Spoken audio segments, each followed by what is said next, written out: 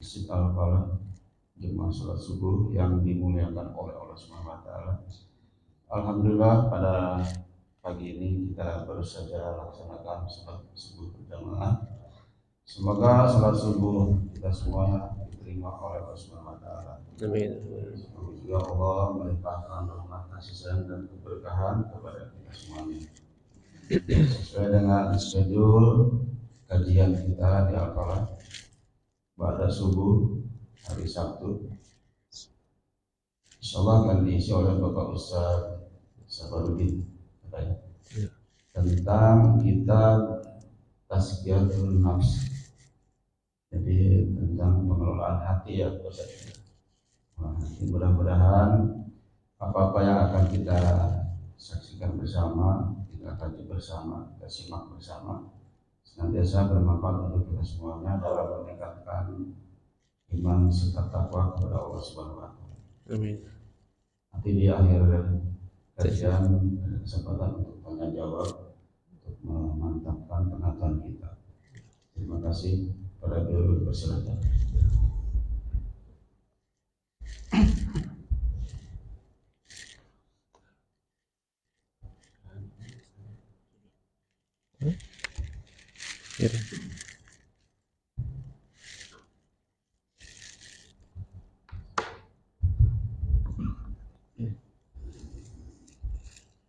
Bismillahirrahmanirrahim. Assalamualaikum warahmatullahi wabarakatuh. Innal hamdalillah nahmaduhu wa nasta'inuhu wa nastaghfiruh wa na'udzu billahi min shururi anfusina wa min sayyiati a'malina. May yahdihillahu fala mudilla lahu wa may yudlil fala hadiya lahu. Asyhadu an la ilaha illallah wahdahu la syarika lahu wa asyhadu anna Muhammadan abduhu wa rasuluhu la nabiyya wa la rasula ba'da amma ba'd. Rabbi shrah li sadri wa yassir li amri wahlul 'uqdatam min lisani yafqahu qawli. Alhamdulillah, segala puji bagi Allah. Di pagi hari ini kita diberikan kenikmatan jasmani, rohani, kesempatan sehingga kita bisa bermajelis bersama setelah kita selesai melaksanakan sholat kewajiban subuh berjamaah. Insya Allah pada kesempatan kali ini kita akan mengambil tema yang baru ya. Yang sebelumnya mungkin kita mengkaji tentang bab ikhlas ya, dari kitab Tazkiyatun Nafs, dan setiap kitab Tazkiyatun Nafs yang dikarang oleh para ulama senantiasa dibuka dengan bab ikhlas.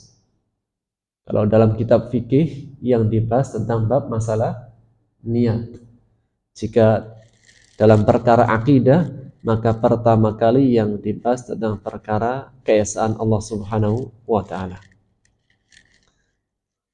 Maka berikutnya ya, kita akan mengambil tema tentang bab taubat. Yang pertama ya, mengenai tentang definisi taubat. Taubat ya, dari asal kata taba yatubu taubatan, yang artinya adalah kembali secara arti bahasa. Adapun secara istilah dinamakan taubat jika seseorang kembali kepada ketaatan kepada Allah yang sebelumnya bermaksiat atau jauh dari Allah. Jadi, seseorang dikatakan bertaubat jika kembali kepada Allah yang sebelumnya bermaksiat, jauh darinya. Dan sesungguhnya kehidupan yang indah adalah kehidupan yang senantiasa kembali kepada Allah. Baik dalam perkara hati maupun perkara jiwa kita ini akan kembali kepada Allah Subhanahu wa taala. Mau tidak mau, setiap dari kita akan melalui perjalanan yang kelak pada ujung dari perjalanan tidak lain adalah kembali kepada Allah. Tidak akan kembali kepada hartanya, tidak akan kembali kepada keluarganya atau yang lain-lainnya. Hanya kembali kepada Allah Subhanahu wa taala. Sehingga seorang mukmin ketika dia kehilangan sesuatu, maka dia mengucapkan kalimat istirja', innalillahi wa inna ilaihi raji'un. Maka makna yang terkandung dalam kalimat istirja', kita meyakini bahwasanya semuanya akan kembali kepada Allah. Maka poin yang pertama, ketenangan jiwa, ketenangan ruh itu dengan kembali kepada sang pemiliknya.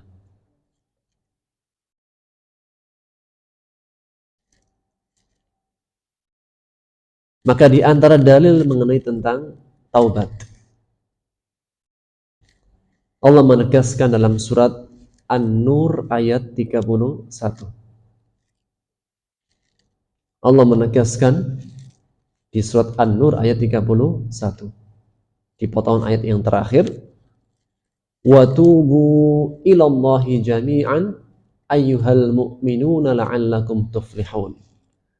Dan bertaubatlah kalian semua kepada Allah, wahai orang-orang beriman, agar supaya kalian beruntung. Dalam ayat ini, faedah pertama yang kita ambil, Allah memerintahkan orang-orang beriman untuk kembali kepada Allah.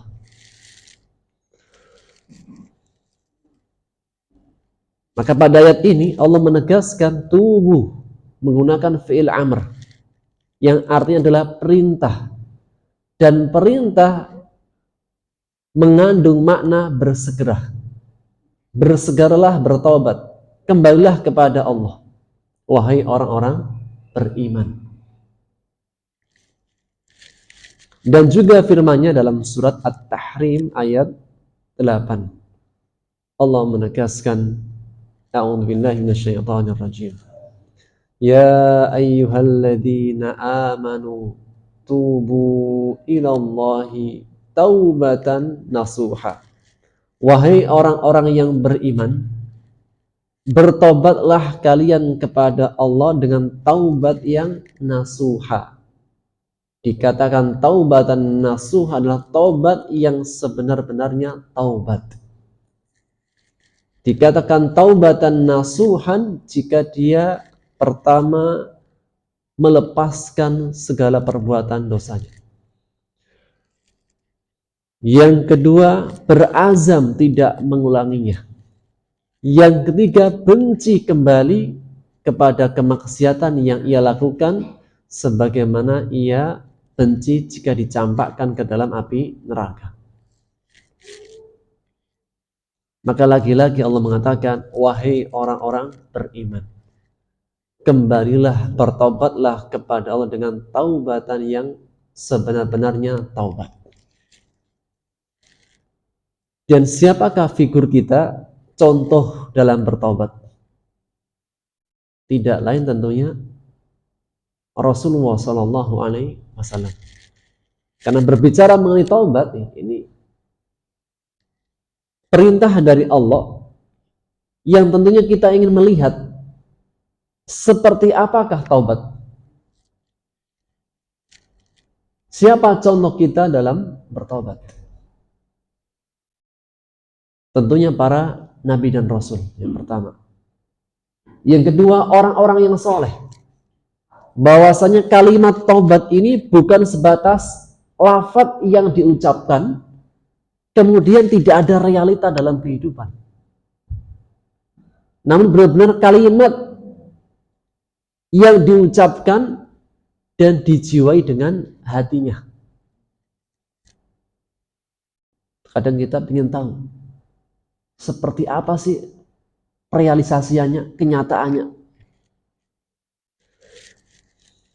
Dan bahkan terkadang lafaz itu kurang memiliki makna jika tidak ada kenyataan yang ada. Harus ada realisasi. Bahkan terkadang makna menjiwai sesuatu itu lebih dahulu daripada lafaznya. sebagaimana yang dikatakan oleh para sahabat ketika mereka mengatakan, di antara dari Ibnu Abbas radhiyallahu anhu yang mengatakan, u'tinal iman qabla an nu'ta al-Qur'an. Kita ini diberikan keimanan dulu sebelum Quran.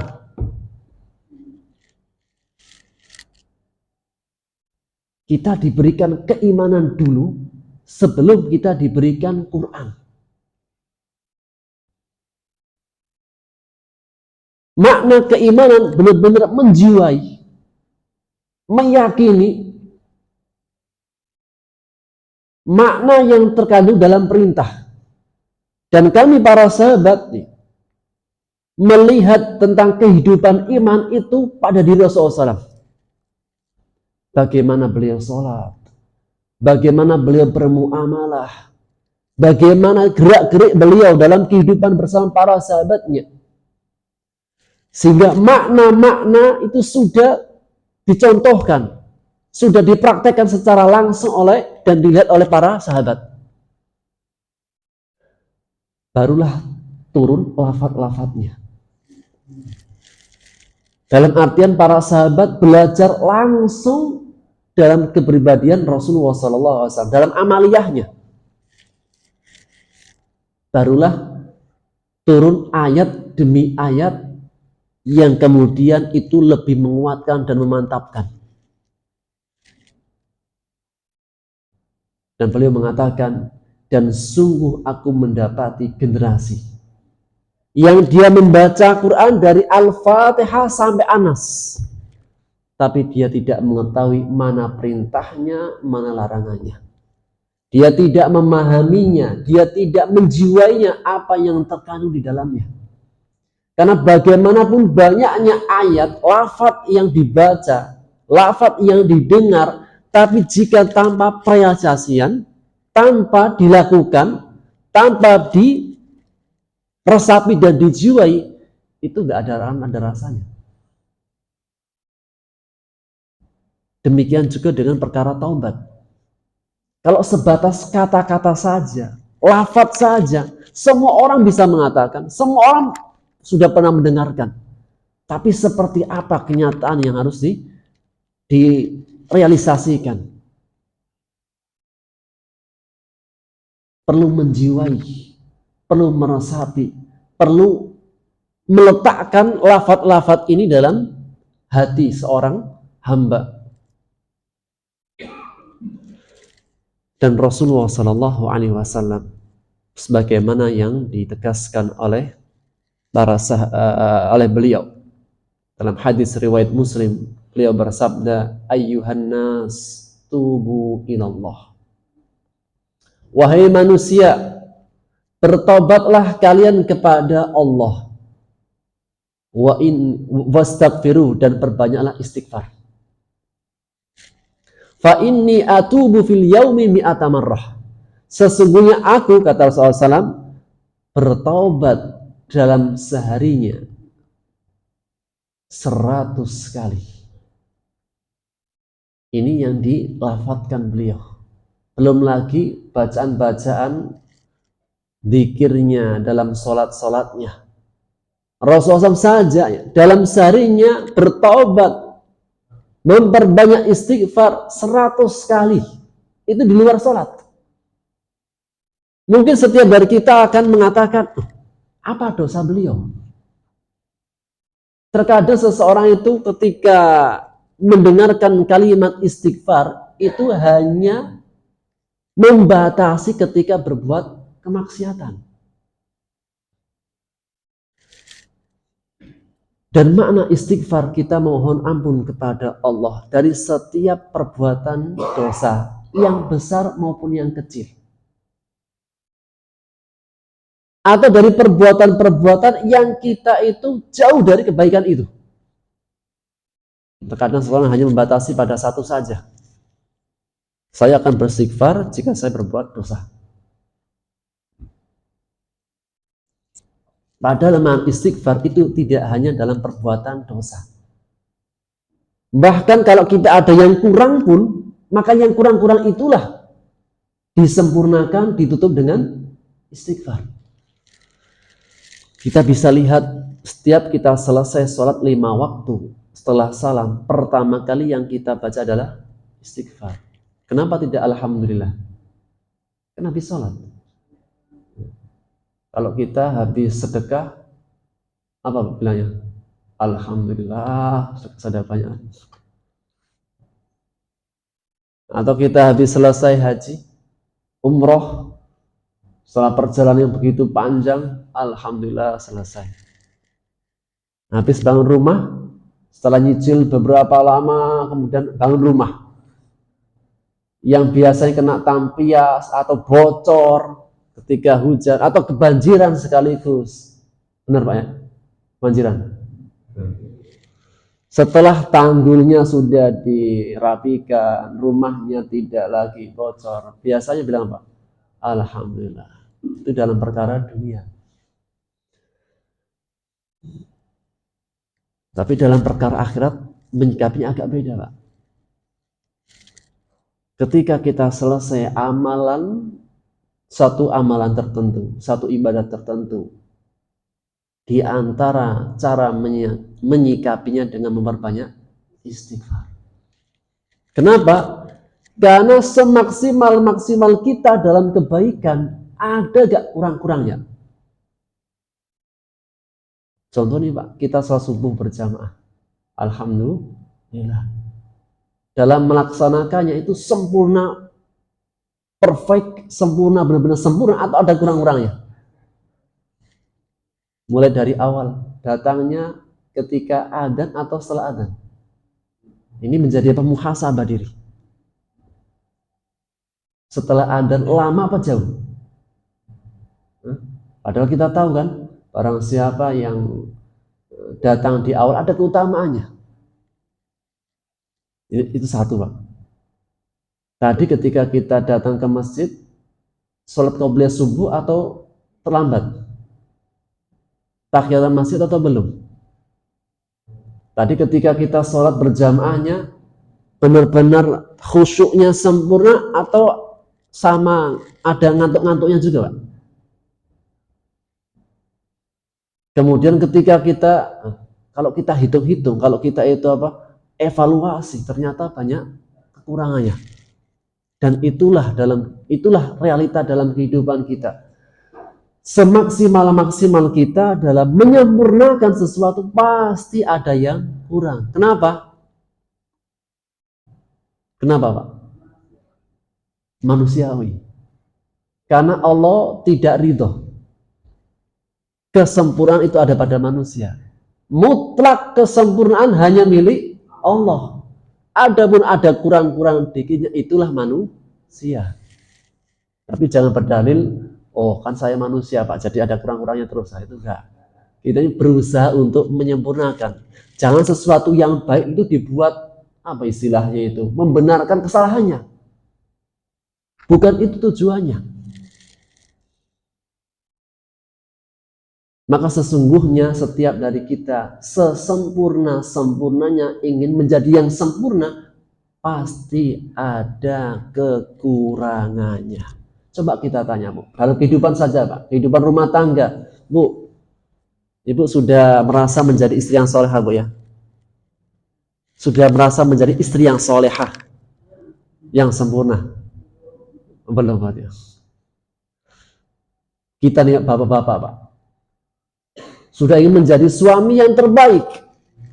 Belum juga. Waktu itu nggak saya lanjutkan Pak. Maka Pak, dalam kehidupan kita ketika berumah tangga pasti ada kekurangannya. Sudah ingin menjadi suami yang terbaik, ada juga kekurangannya. Baik itu dengan istri, dengan anak, pasti ada yang kurang. Kita bertetangga Pak ya. Kita sudah ingin menjadi tetangga yang baik. Kita merasa. Tapi dalam kenyataannya ada kekurangannya. Ya ada aja. Mungkin terkadang kita itu menyalahin TV kekerasan, atau kita suatu ketika naik motor kena blayer dia gitu. Atau kita juga pernah membuang sampah yang tidak pada tempatnya sehingga mengganggu yang lain. Yang intinya apa? Sebaik-baiknya kita ingin menjadi yang terbaik, pasti ada kekurangannya. Lagi-lagi apa? Ini jangan dijadikan sebagai alasan untuk kita menjadi orang yang salah terus, enggak.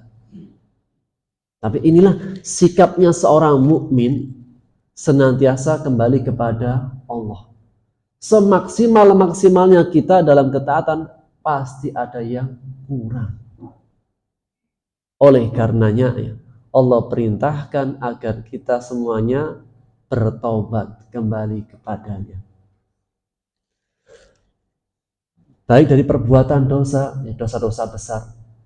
Alhamdulillah, insya Allah yang kita yang di masjid ini semuanya sudah jauh dari perbuatan dosa-dosa besar. Alhamdulillah. Tinggal kita mengoreksi lagi dosa-dosa kecilnya. Ngomongin orang di belakang, atau mungkin dengan istri kurang perhatian, atau sebaliknya istri dengan suami kurang perhatian, dan seterusnya. Masing-masing punya kekurangannya. Atau selama ini saya orangnya itu pemarah, tersinggungan. Kalau kita koreksi, Pak, Masya Allah, subhanallah. Kalau kita mengerti diri kita, subhanallah, banyak kekurangannya. Sehingga perlu kita untuk kembali kepada Allah. Jika berkaitan dengan hak-hak Allah, kembali kepada Allah. Jika berkaitan dengan hak-hak manusia, mintalah maaf kepada manusia.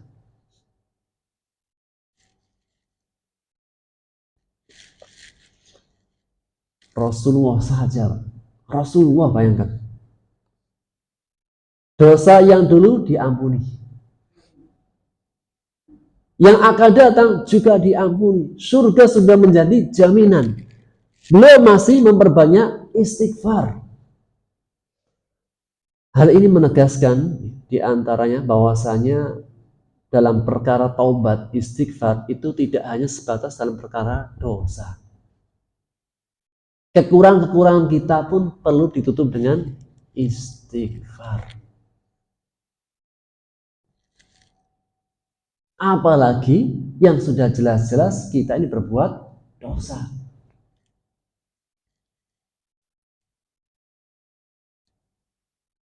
Dan ibadah hati yang menenangkan itu ibadah di antara ibadah taubat. Orang itu kalau salah, jika orang itu punya kesalahan, hati itu pasti gelisah. Dan itu tanda iman. Jika memiliki hati yang dia itu gelisah ketika berbuat salah, itu tanda iman.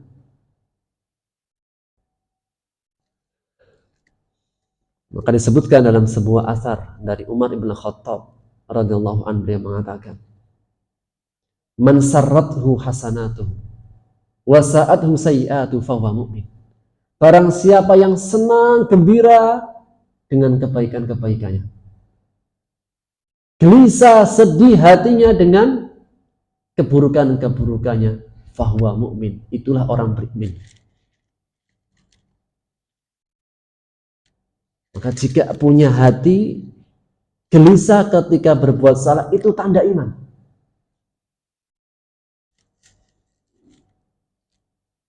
Namun jika seseorang karena sudah sering berbuat dosa, dia tidak gelisah dengan perbuatan dosanya, bahkan dia bangga dengan dosanya, di antara ancaman yang keras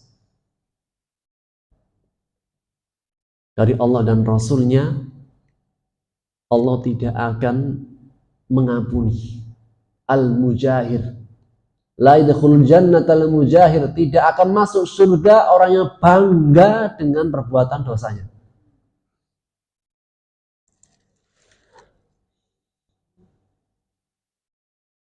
Dan jika dia tidak selesai dengan perbuatan dosa di dunia, gak segera kembali kepada Allah, maka siap-siaplah menanggung akibatnya. Matinya pun akan dipersulit. di alam barzahnya pun akan disiksa, siksa kuburnya. Belum lagi ketika hari kebangkitannya. Maka berbicara mengenai taubat, ya, ini adalah perintah untuk kita semuanya, yang besar, yang kecil, atau yang kurang-kurang dari kebaikan-kebaikan. Dan tidak ada yang menenangkan hati kecuali dengan kita mengembalikan hati kepada Allah Subhanahu wa Ta'ala. Dan di antara kisah mengenai pertobatan, kisahnya seorang ulama. Dan ada seorang ulama, tidak hanya ulama, abid, seorang ulama ahli ibadah, alim, abid. Kan nggak semua orang, Pak, bisa menyandang dua sifat bersamaan. Dia ahli ilmu, ahli ibadah. Karena mungkin saja dia ahli ilmu, tapi ibadahnya ya, sudah baik ibadahnya, tapi belum seperti yang Masya Allah itu. Belum abid. Dikatakan abid benar-benar setiap harinya itu terpancar ibadahnya.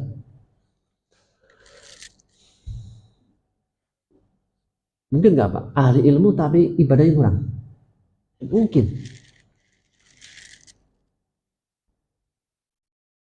Yang ngajari anak-anak di sekolah dan pesantren siapa, Pak? Ustadznya. Di pesantren itu ada peraturan wajib puasa Senin, Kamis. Jadi peraturan. Hukumnya sunnah, tapi jadi kewajiban karena peraturan. Ustadznya puasa enggak? Enggak.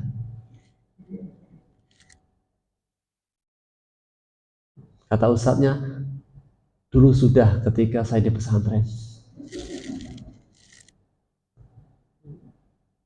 Kalau santri tidak puasa, hukumnya dosa. Karena peraturan, bukan dosa lah, pelanggaran. Kalau dosa kan kaitannya dengan Allah, ini kaitannya dengan peraturan pesantren. Tapi kalau ustadznya yang nggak puasa, dihukum nggak, Pak? Enggak, dia yang naruh peraturan. Ini dan santri nggak bisa protes, Pak. Oh, ustadznya enggak. Ini pesantren itu apa? Tempat untuk mentarbiyah. Ustadznya sudah dulu. Yang ngajarin siapa? Ustadznya. Tentunya, Pak, ini dalam perkara sunnah nggak mengapa. Kalau dalam perkara wajib itu yang bermasalah. Wahai orang beriman, puasalah Ramadan misalnya. Jadi apa? Di atas mimbar berapi-api. Puasa Ramadan wajib. Yang nggak puasa Ramadan dosa besar. Karena semangat di atas mimbar haus. Dan puasa pertama kali sering lupa, Pak. Biasanya kalau ustaznya sudah haus, disediakan air di atas mimbar. DKM-nya lupa, ini puasa, tetap dikasih air. Karena hari pertama suaranya habis, langsung apa? Di khutbah kedua kan duduk, Pak, bentar, Pak. Melihat air diminum, gelap. Jamaahnya bengong itu. Mau protes kok khutbah Jumat, jadi sia-sia kan nanti kan. Gak protes kok bingung dia kan, tadi bilangnya apa? Puasa. Ternyata syekhnya, ustadznya lupa.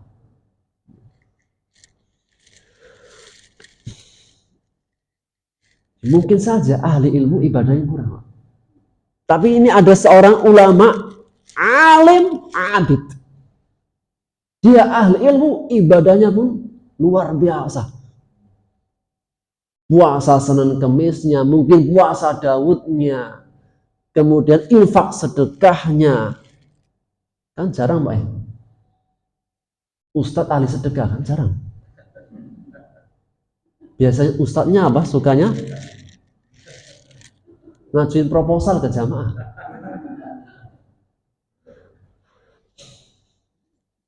Kayak saya itu Pak, kadang kalau mau ngasih proposal saya pertama infak dulu gitu. Biar punya izah, saya juga udah duluan.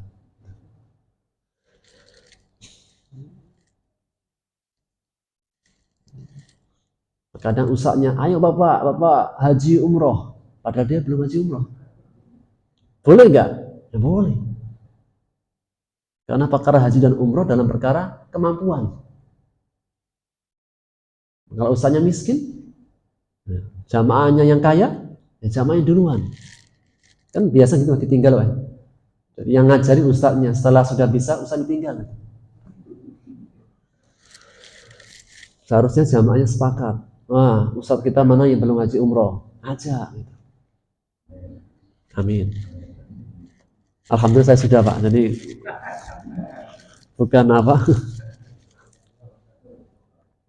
Cari ustadz yang masih lemah ekonominya, belum pernah.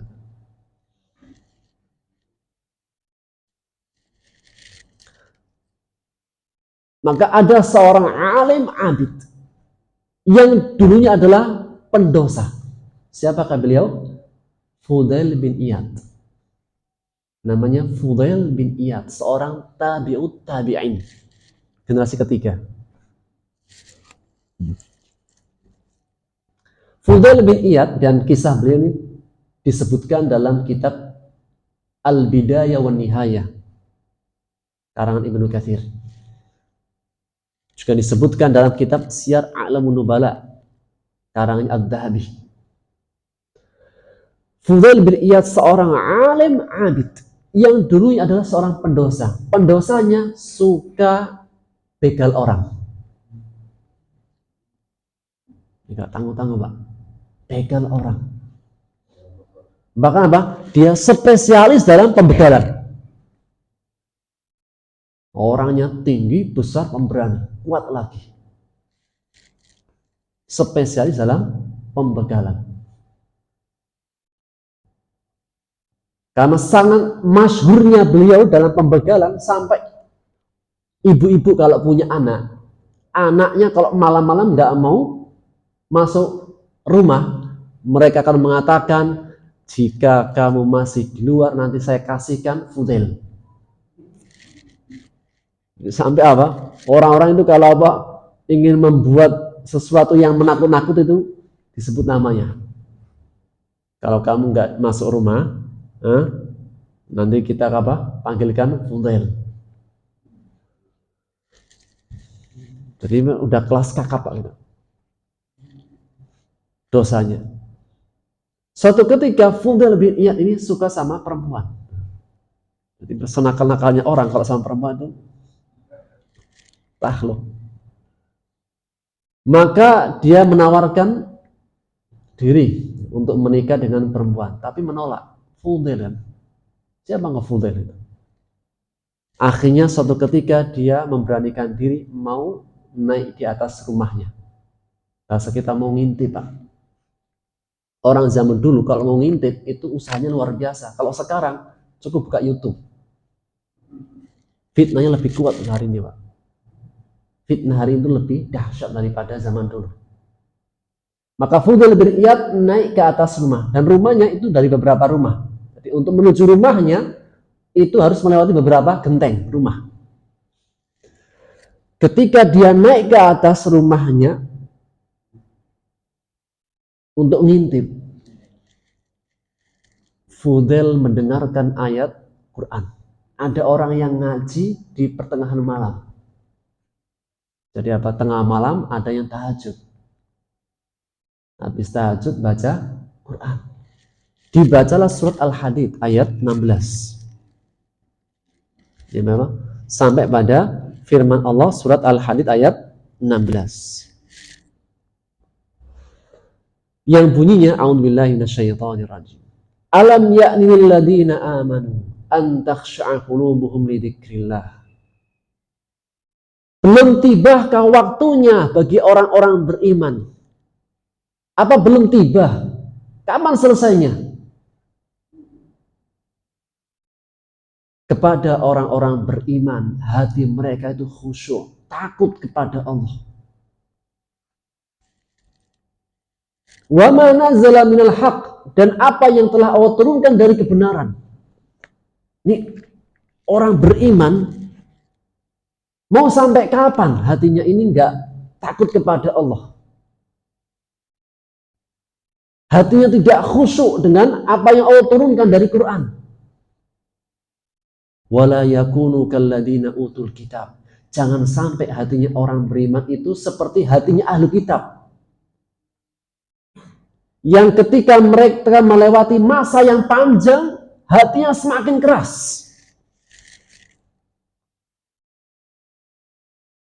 Semakin tua, semakin keras hatinya. Semakin tua, semakin kuat nafsu dunianya. Semakin sering ke masjid, semakin bengis kepada yang lainnya. Ini kan bermasalah. Semakin sering sholat, semakin keras hati, ini kan bermasalah. Dan ini keadaan ahli kitab. Ketika mereka melewati masa yang panjang, hatinya tidak lembut, tidak lunak, tidak punya rasa takut kepada Allah.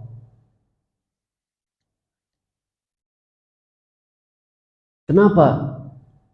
Faqasat qulubuhum, mengatakan hati mereka keras karena wa katsirun minhum fasikun, karena mereka berbuat banyak kefasikan, dosa. Salah satu sebab orang itu hatinya keras karena perbuatan dosa. Dosa yang dia tidak menyadari, sudah nggak merasa dia dosa.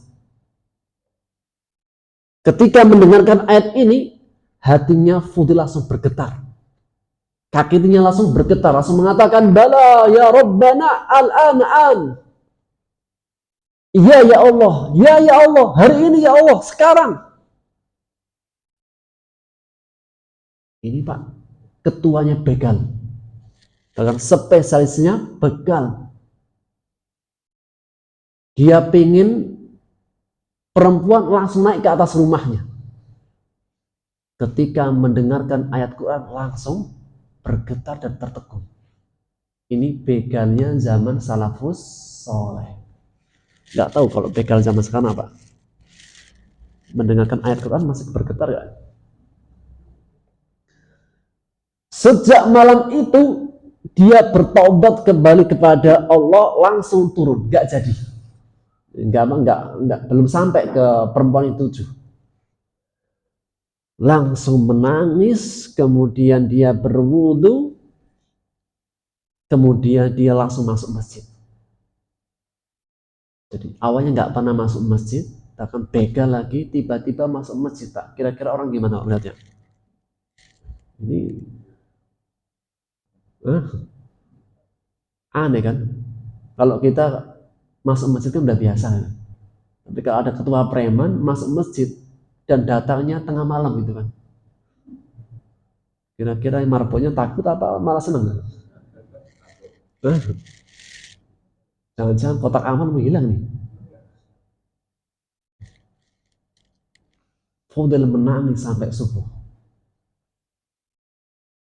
Dan dia mengatakan, ya Allah, aku jadikan taubatku, aku akan tinggal di dekat Haramain. Jadi dia menjadikan taubat, tebusan dosa-dosaku adalah aku akan menjadi hamba Haramain. Seorang hamba yang senantiasa dekat dengan 2 masjid yang dimuliakan, Masjid Nabawi dan Masjidil Haram. Pokoknya apa? Tidak mau lepas dari masjid. Dan bukan masjid yang biasa, Masjid Haramain. Berhijrah, kemudian apa? Tinggal di Masjid Haramain. Masjid Nabawi dan Masjidil Haram. Jadi kalau bagi-bagi waktu. Kenapa berapa waktu di sini, berapa waktu di sana. Sampai keesokan harinya. Ya. Dan Masya Allah, Pak, orang itu kalau baru taubat gimana, Pak? Semangatnya itu gimana, Pak? Orang kalau baru hijrah itu gimana semangatnya, Pak? Wah, luar biasa. Terkadang kita yang apa? Ya, kadang kita kalau melihat orang yang baru hijrah, Pak, kita tuh malu gitu. Semangatnya luar biasa. Bahkan hujan turun pun tetap ke masjid, Pak. Padahal yang tahu ilmunya, hujan ya, nggak apa, jamak di rumah. Itu kadang apa? Hujan deras kan, ya sudah di rumah saja kan, ada undurnya. Orang yang baru hijrah itu enggak, semangatnya itu luar biasa. Makanya Pak, saya itu terkadang malah terkagum dengan pertanyaan jamaah daripada diri kita sendiri gitu. Ada seorang jamaah dokter bedah, baru hijrah, semangatnya luar biasa. Dia tanya gitu, Ustaz, ketika saya membedah kemudian adzan, gimana saya sholatnya? Ketika saya sedang membedah itu, kemudian adzan, gimana sholatnya? Ini kalau pertanyaan ini ditanyakan kepada jamaah al-falah, simpel Pak jawabnya kan? Ya Pak, apa jawabannya Pak? Hah? Lanjut bedahnya apa sholat? Hah? Lanjut bedah kan? Ya. Nah, kalau ini pertanyaan kalau ditanyakan kepada jamaah al-falah Pak, saya yakin jawabannya sempurna.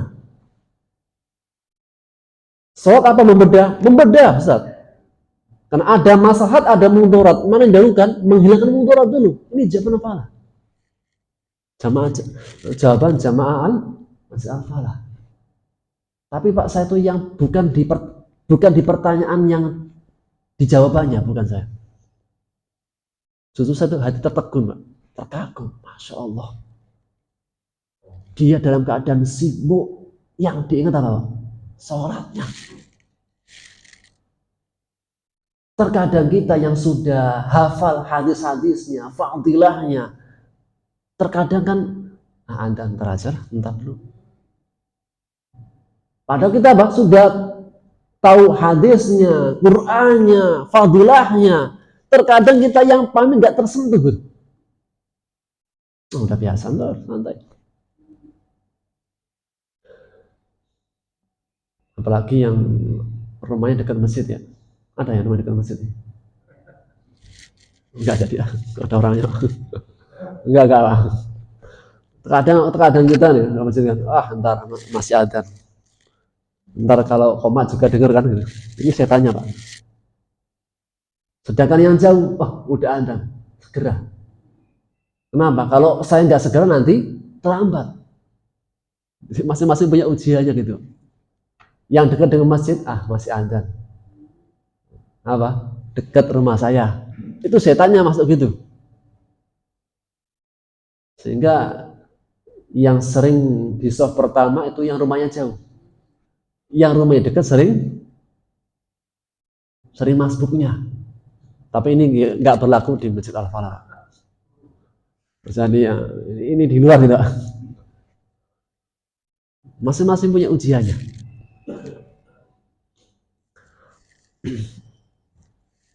Sehingga saya itu malah terkagum dengan pertanyaannya. Jawabannya sih mudah gitu. Ini apa? Ketika bedah dengar adzan, itu yang terngiang-ngiang di hati itu sholat itu Pak.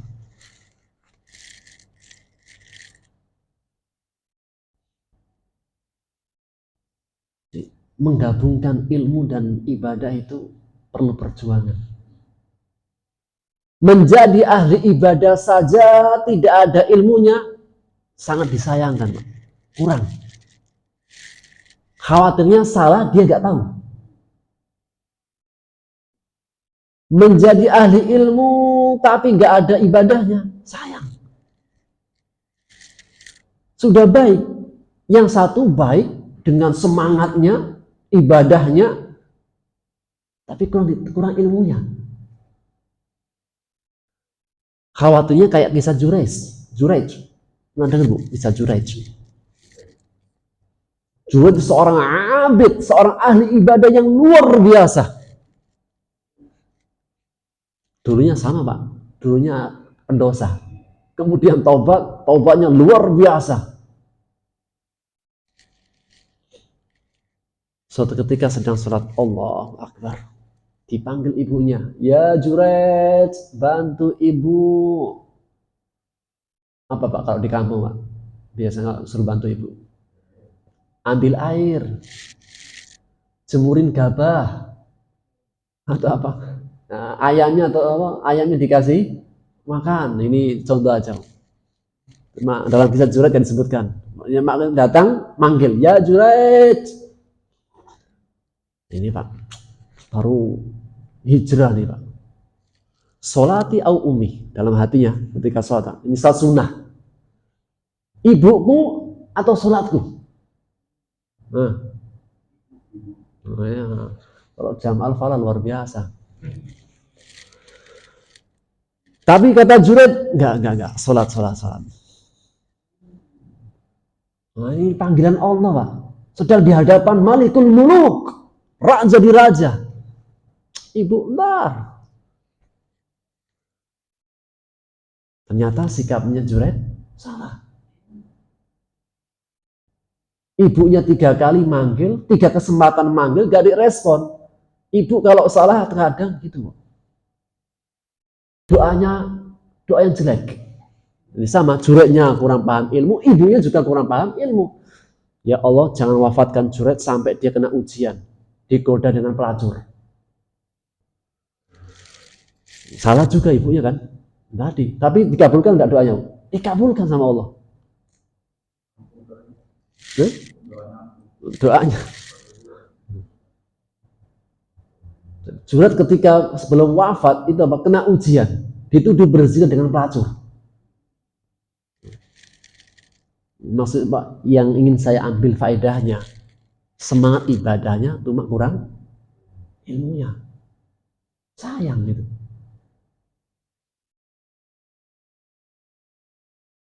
Ahli ilmu, ibadah gak kelihatan juga sayang gitu. Maka Fudail bin Iyad tadi, kisah pertama, ketika mendengarkan ayat tadi langsung bertobat dan dijadikan tobatnya dekat dengan Haramain. Sampai suatu ketika beliau sedang bermuhasabah, jalan-jalan malam.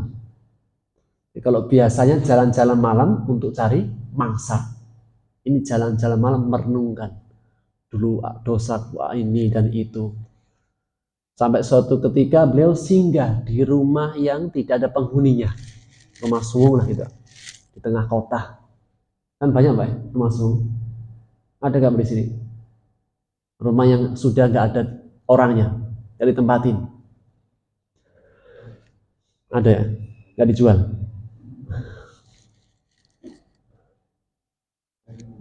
Fudail bin Iyad singgah malam harinya.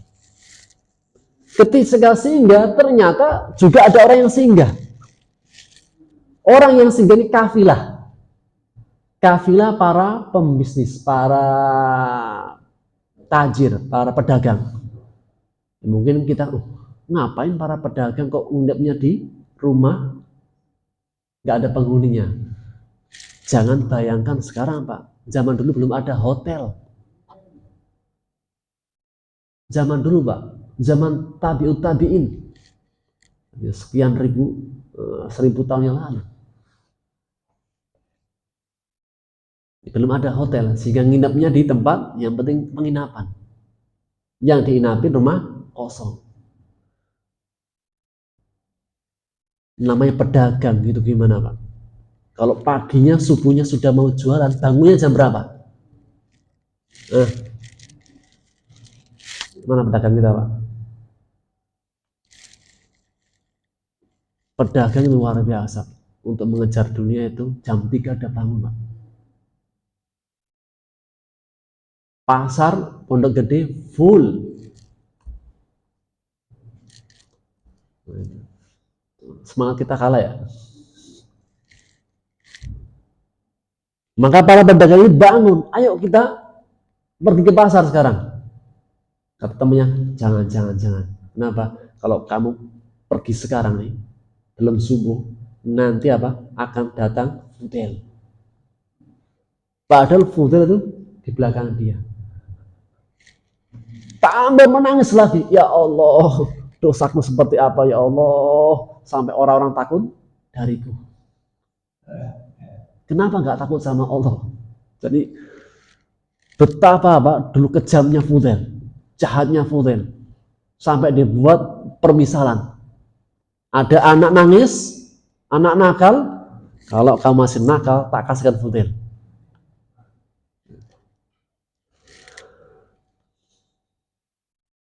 Tapi Fudel setelahnya taubat dengan taubatan yang nasuha, menjadi orang yang berilmu dan abid.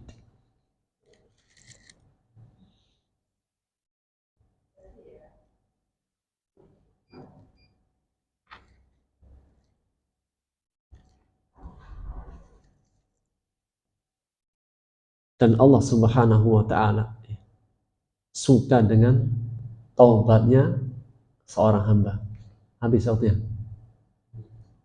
Belum. Surveinya jam berapa? Surveinya? Kata Pak Andan harus ada pertanyaan. Buka pertanyaan berlanjut. Lanjut. Belum ada pertanyaan kan? Ada. Nah. Pertanyaan? Pertanyaan. Baik Pak, tafadhol Pak. Waalaikumsalam warahmatullahi wabarakatuh. Orang yang taubat dia sudah taubat nasuha, tapi kadang-kadang masih ada yang jejak digitalnya itu. Nah, kemudian apakah itu dosa jariah? Ya, mungkin dosa jariahnya itu bagaimana itu Ustaz? Apakah tetap diampuni atau bagaimana? Assalamualaikum warahmatullahi wabarakatuh. Waalaikumsalam warahmatullahi wabarakatuh. Ada seseorang yang sudah bertobat, cuma ada dosa yang sifatnya jariah. Nah, itu yang cukup mengerikan, Pak. Cukup mengerikan dalam perbuatan dosa. Yang pertama, bahwasanya Allah Subhanahu wa Ta'ala Maha Ghafur Rahim, Maha Pengampun lagi Maha Penyayang. Sebesar apapun dosa seorang hamba, jika kembali kepada Allah, Allah akan terima taubatnya dan Allah langsung sayangi. Kalau seluruh manusia, semua orang, karakternya pada umumnya itu menunggu kesalahan kita. Karakter orang, masih orang pada umumnya yang nggak punya ilmu, itu menunggu kesalahan manusia. Makanya Ustadz kalau salah kan cepat viralnya kan? Kenapa? Itu yang ditunggu. Manusia itu sukanya menunggu kesalahan. Adapun Allah yang ditunggu adalah taubatnya. Itulah bedanya manusia sama Allah. Kalau Allah itu menunggu kapan taubatnya si hambaku satu ini. Kalau dia bertobat membawa segudang dosa, bahkan enggak segudang, seisi bumi dalam hadisnya. Seandainya seorang hamba datang kepadaku dengan membawa seisi bumi dosa, dia datang kepadaku tidak menyekutukanku, bertobat, aku akan datangkan ampunan yang semisal itu. Dan aku tidak peduli. Bahkan Allah lebih senang, lebih gembira dengan taubatnya seorang hamba, melebihi senangnya orang yang menemukan onta dan bekalnya di tengah padang pasir.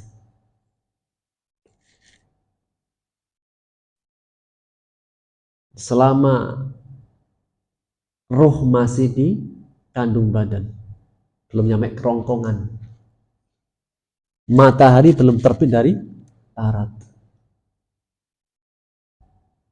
pintu taubat masih terbuka. Bahkan seandainya dia belum mengerjakan kebaikan pun, kalau taubat mati. Ada apa? pengedar narkoba divonis di penjara, kemudian hukumannya mati. Kalau dia bertobat di akhir hayatnya dan bahkan belum dia mengerjakan amal soleh, itu rahmat Allah meliputi. Ini besarnya ampunan Allah. Asalkan apa? Asalkan dia mendapatkan taufik untuk taubat. Dan asalkan malaikat nggak benci. Pernah dengar Pak kita kisahnya Fir'aun. Fir'aun itu jahatnya luar biasa, melampaui batas luar biasa. Ketika ditenggelamkan di laut, itu Fir'aun hampir mengucapin kalimat taubat. Dalam kisah Israiliyat Pak, malaikat Jibril saking keselnya sampai dilempar dengan tanah mulutnya, jadi nggak bisa ngucapin kalimat taubat. Jadi malaikat kalau melihat orang yang jahat, orang yang dosa, kesal juga gitu kan. Jadi manusia kesel gitu Pak, ada orang kayak gini ya gitu. Malaikat pun demikian.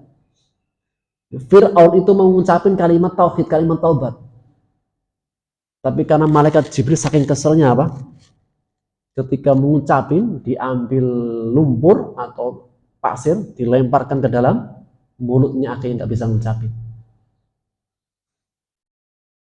karena sudah kebangetan Fir'aun ini. Nah, adapun selama dia kembali kepada Allah, maka Allah akan ampuni. Namun yang ditakutkan adalah ketika punya dosa jariyah.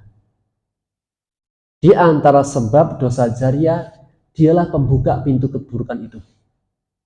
Contohnya Pak, Qabil membunuh Habil. Pembunuhan pertama kali di muka bumi dilakukan oleh Qabil. Qabil membunuh Habil dari penyakit iri. Maka setiap ada pembunuhan di muka bumi, Qabil dapat dosanya. Karena dia pertama kali yang melakukan. Misalnya apa? Ada dangdutan, koplo gitu. Siapa pencetus pertama kali dangdutan? Maka setiap ada dangdutan yang diadakan, dia dapat dosanya. Itu apa? Bahayanya dosa jariyah. Pencetus pertama kali, pelopor, perintis. Makanya kalau ingin jadi pemilik amal kebaikan, jadilah perintis kebaikan.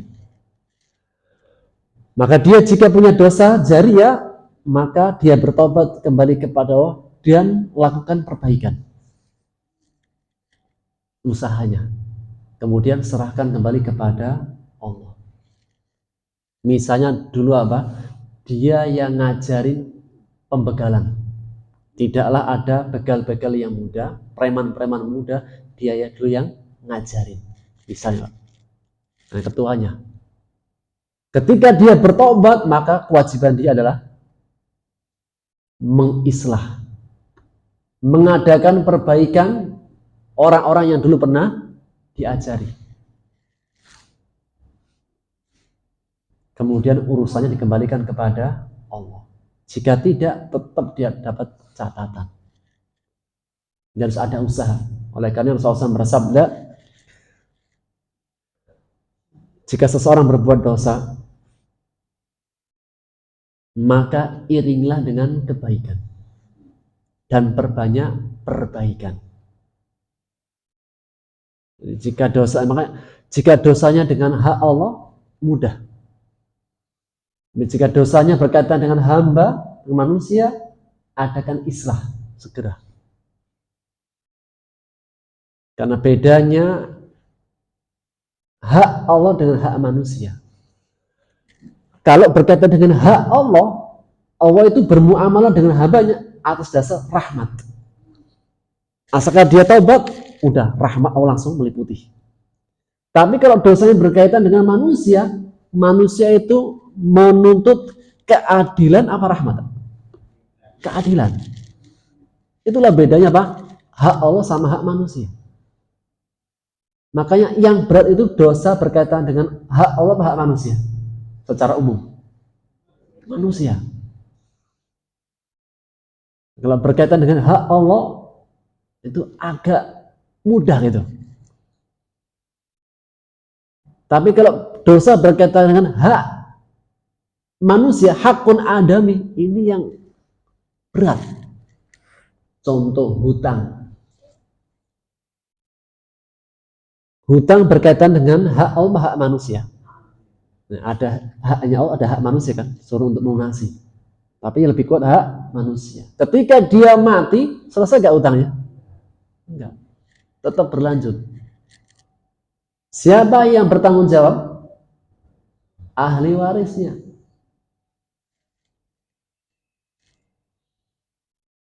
Dan seterusnya. Jadi kalau dia punya dosa jariah, segera lakukan islah. Kemudian serahkan semuanya kembali kepada Allah. Demikian. Ada lagi? Nah.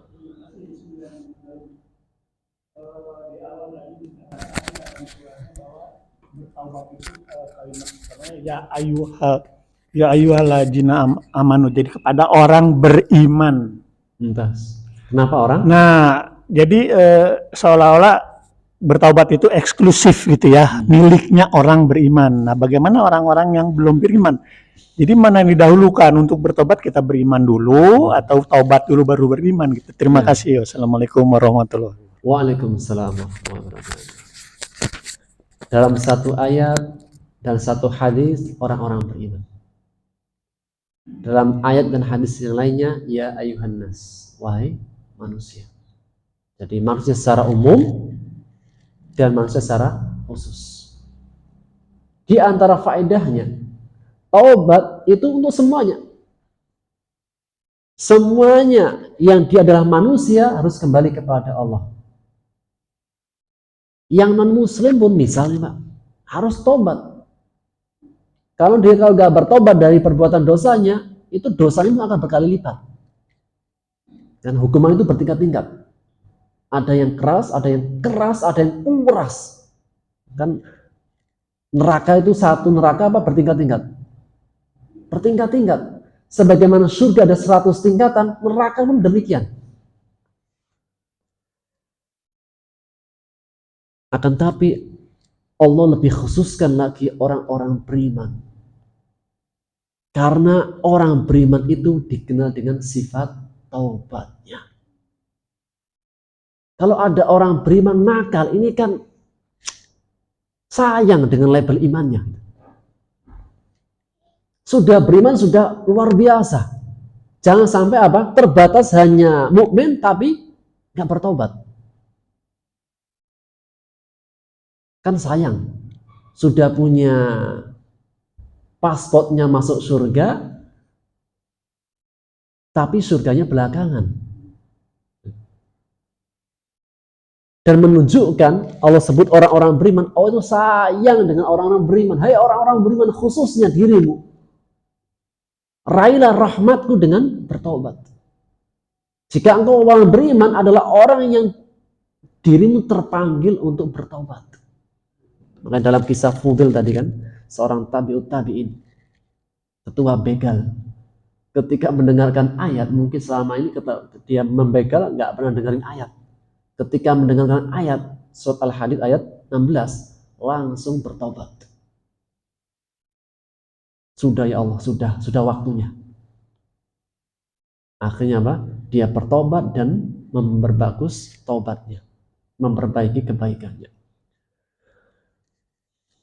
Demikian Pak. Sehingga berbicara mengenai taubat itu apa?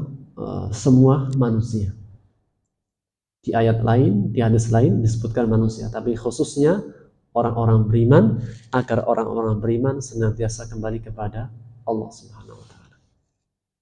Nah, ada lagi?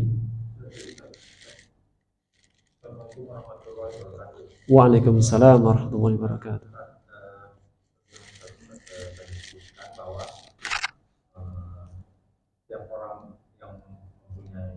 Itu ada catatan pada orang-orang yang merasa terkena akibat itu. Nah, pada saat seperti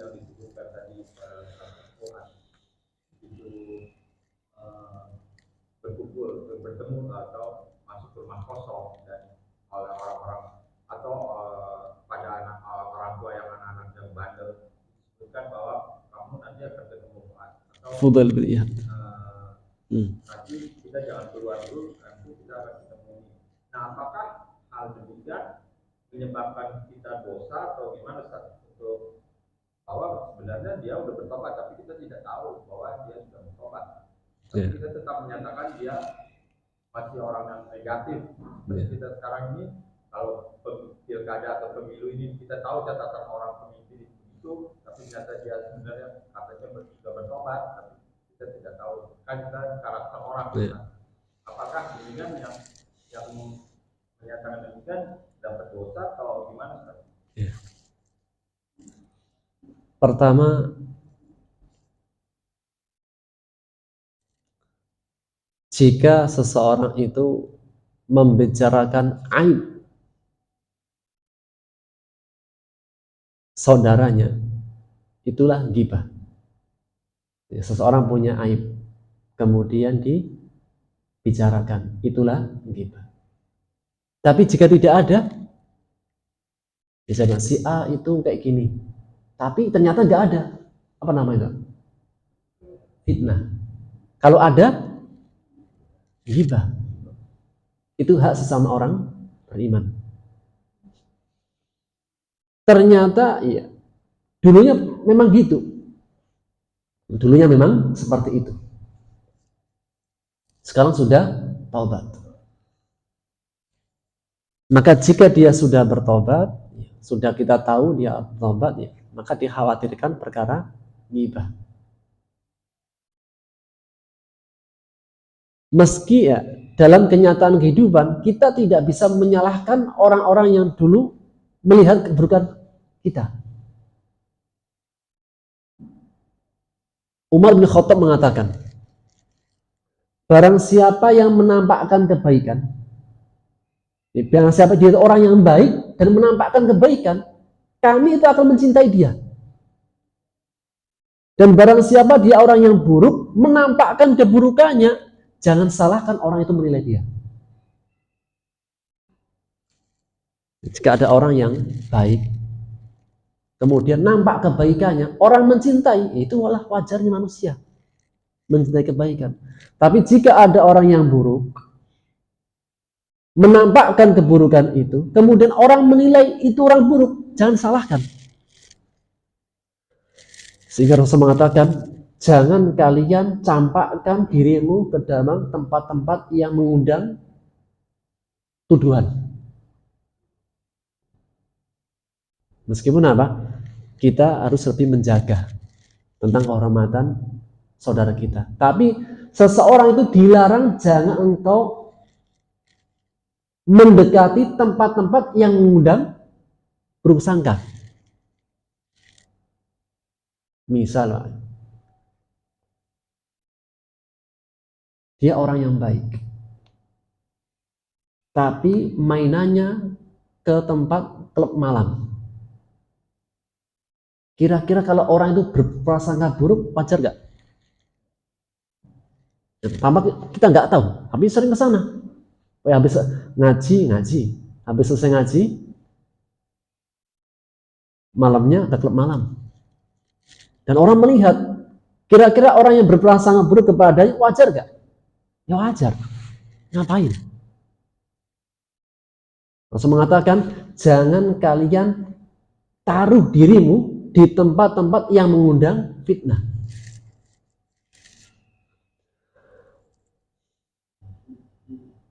Sehingga Pak, sikap kita menjaga kebaikan, dan jika ada sesuatu yang disampaikan buruk dan kita jauh dari keburukan itu, segera tabayun.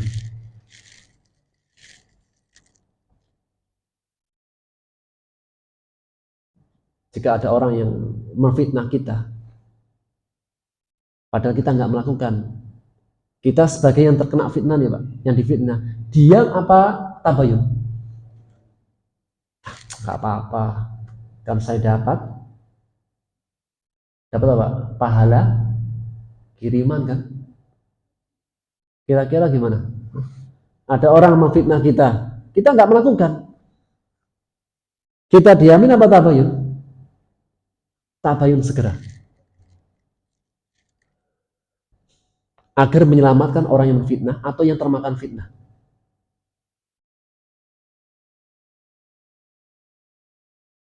Sudah tabayun masih dibicarakan, itu terserah dia. Tapi pas segera tabayun. Rasulullah suatu ketika itikaf itu malam-malam didatangi istrinya Sofia di pojokan. Ada dua sahabat yang sedang lewat. Ketika melihat Rasulullah dengan seorang perempuan, langsung jalannya cepat. Rasul mengatakan, wahai sahabatku, jalannya biasa, jangan cepat-cepat. Langsung mereka mengatakan, subhanallah, ya Rasulullah, gak mungkin kita suudon, berburuk sangka denganmu. Maka Rasul mengatakan, tidak. Sesungguhnya setan itu berjalan di urat nadinya anak Adam. Yang mungkin awalnya enggak, tapi apa? Lama-lama kepikiran. Iya. Tadi siapa ya? Maka sikap Rasulullah SAW ketika lewat dua sahabat dengan cepat mengatakan, bentar, jangan cepat-cepat, pelan-pelan jalannya. Sesungguhnya dia adalah Sofia, istriku. Dalam kisah ini mengajarkan kepada kita segera tabayun, jangan didiamkan. Kalau sudah tabayun kemudian masih membicarakan, itulah baru apa? Wa ma'alaika ilal balagh. Tidak ada tugasmu kecuali menyampaikan bertabayun. Adapun kita sebagai orang yang orang beriman, maka menjaga kehormatan orang-orang saudara kita orang mukmin. Demikian, Pak. Namun ihtiras boleh. Ihtiras itu apa? Waspada. Seseorang punya catatan merah sebelumnya, kemudian kita waspada, itu boleh. Seseorang punya catatan merah sebelumnya, kita waspada, itu boleh. Nah, terakhir ya. Ya Ustaz, mau tanya gini Ustaz. Kalau tadi tobat ya, kan kita sering dengar juga istilah tomat ya. Tobat, maksiat, tomat, maksiat gitu ya. Tomat, maksiat. Iya, jadi maksudnya gini, ada kalanya manusia itu kan ada kelemahan ya. Dia berbuat maksiat, kemudian mendapat hidayah, dia tobat. Tapi dalam perjalanan hidup itu juga kan ada fitnah ya Ustaz ya. Apalagi sekarang, jatuh lagi Ustaz. Kemudian dia mendapat hidayah, tobat lagi. Nah maksud saya, apakah yang harus dipertahankan dalam diri muslim itu, orang beriman itu, agar komitmen dia untuk selalu bertaubat atau kembali kepada Allah itu tetap bisa dilakukan gitu Ustaz, di tengah fitnah yang semakin luar biasa ini. Syukran. Yang pertama, jika seseorang sudah bertobat, kemudian dalam perjalanannya jatuh lagi, maka apa? Segera tobat lagi. Jatuh lagi, tobat lagi. Jatuh lagi, tobat lagi. Sampai dalam hadisnya, jangan jadikan dirimu kalah dengan setan. Sampai di lafaz hadis yang lainnya, setelahnya terserah.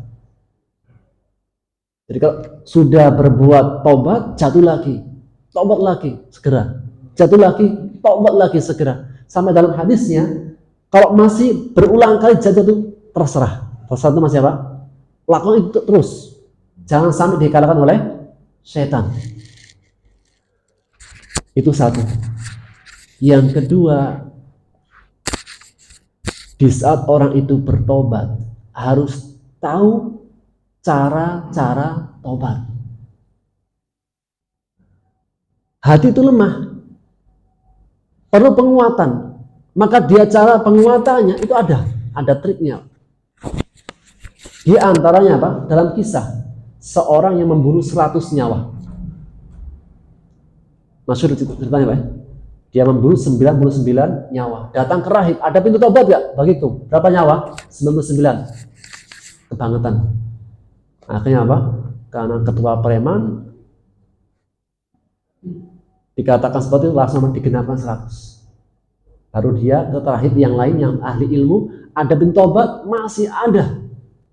Yang singkat ceritanya Pak, rahib ini yang berilmu mengatakan, wahai fulan, kamu pergi ke negeri fulan, ke tempat fulan. Akhirnya dia Pak, meninggalkan tempat tinggalnya yang kemarin menuju tempat tinggal yang baru. Di pertengah perjalanan wafat, belum ngapa-ngapain. Datang dua malaikat, rahmat dan adab, berantem. Beda pendapat Pak. Jangankan manusia, malaikat pun beda pendapat. Akhirnya apa? Ukur mana yang terdekat, ternyata lebih dekat dengan tempat dituju. Dia mendapatkan rahmat dari Allah. Yang dalam kisah ini, di antara faedahnya, apa yang diperintahkan rahib untuk menguatkan taubatnya? Hijrah tempat, cari komunitas. Dia sudah berhijrah, sudah bagus, tapi teman-temannya masih kemarin, itu susah. Bagaimanapun hati itu lemah. Hati itu lemah. Fitnah itu tarikannya kuat. Dan ini Pak, ini real kenyataan. Kami dulu ketika masih SMP itu sudah kenal kajian Pak. Dan Masya Allah gitu kan, ketika pertama kali kajian itu dulu ketika kita tuh di SMP, kita ada 5 kelas, semua ikut kajian, hampir 80%. Tapi yang sampai terus istiqomah itu nggak banyak. Akhirnya kita reunilah sama teman-teman. Dan sekarang alhamdulillah udah pada tobat semuanya. Dulu kan masih anak muda, tawuran, minuman, main perempuan dan seterusnya. Akhirnya kita kumpul, kita bernostalgia. Kenapa dulu nggak istiqomah? Kita buka-bukaan sama teman-teman. Di antara sebab yang paling itu apa? Karena nggak berkomunitas dengan orang-orang yang baik. Ketika apa? SMP kita bersama, kemudian apa? Setelah SMA masing-masing dengan sekolah SMA-nya. Kemudian tidak mendapati komunitas yang kayak kemarin. Akhirnya apa? Lambat laun belok. Di antara yang sebab yang paling adalah cari komunitas. Sama Pak, pengajian. Kalau orang komunitasnya nggak sesama yang pengajian, susah untuk apa? Untuk diajak pengajian. Tapi kalau komunitasnya ke yang lain, dia akan ketarik yang lain. Ini di antara tips bagaimana Pak? Cara bertobat yang benar. Jadi tobat pun tidak asal-asalan, ada ilmunya. Bagaimana cara menguatkan hati, bagaimana cara dan seterusnya. Tapi apa? Pesannya ketika dia bertobat, jatuh, tobat lagi, jatuh, tobat lagi. Sampai dalam hadisnya terserah. Jangan jadikan apa? Setan itu yang lebih berkuasa, lebih menang. Demikian wallahu taala alam bishawab.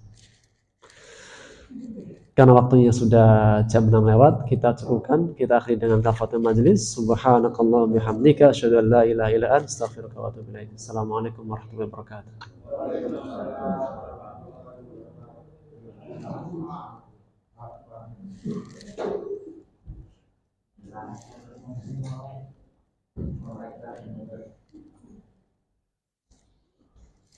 Yeah.